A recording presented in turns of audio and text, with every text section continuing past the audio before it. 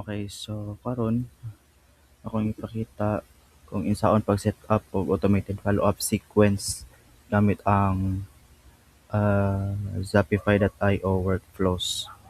So, una, ah, buhat ta og workflow.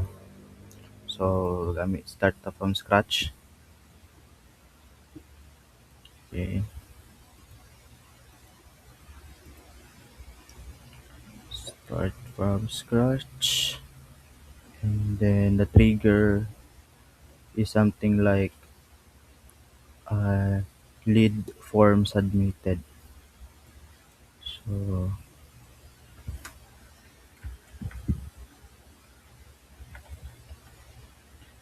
okay, so Facebook lead form submitted or LinkedIn lead form submitted. So, na Facebook form submitted. So, there's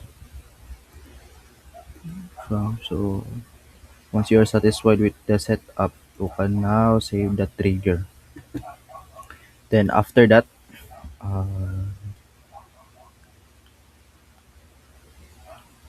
add a SMS action with welcome message immediately after the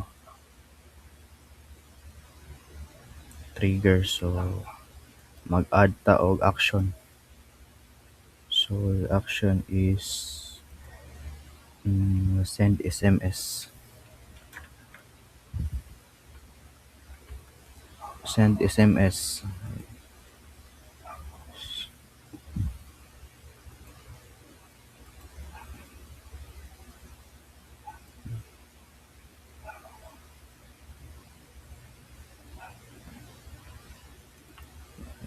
Pwede po ito maka-generate og ano diri ah.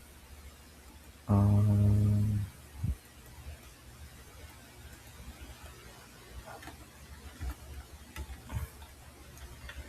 Pwede ito maka-generate og SMS using the AI.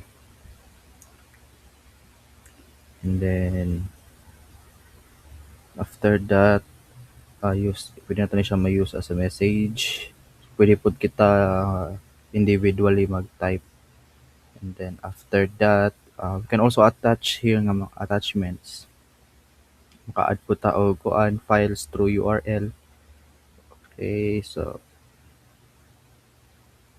so test phone number and then save actions. Okay. And then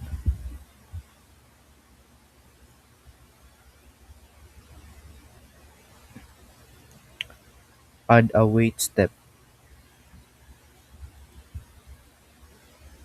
Okay, so add the action. Wait step na to is mm,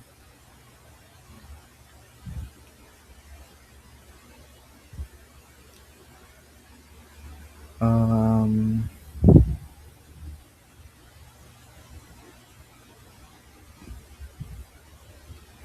someone pwede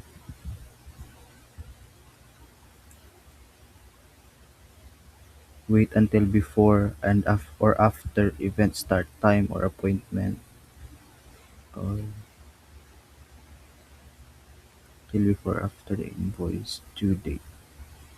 So pwede po ta makaset og condition, contact reply, wait for a reply on the certain steps, trigger link click. So, okay, so time delay na itong kuan. Wait, for example, uh, 20 minutes lang. So, save po na to na siyang action. So, kana. And that's how to uh, set up automated follow-up sequence using Shopify.io workflows. So,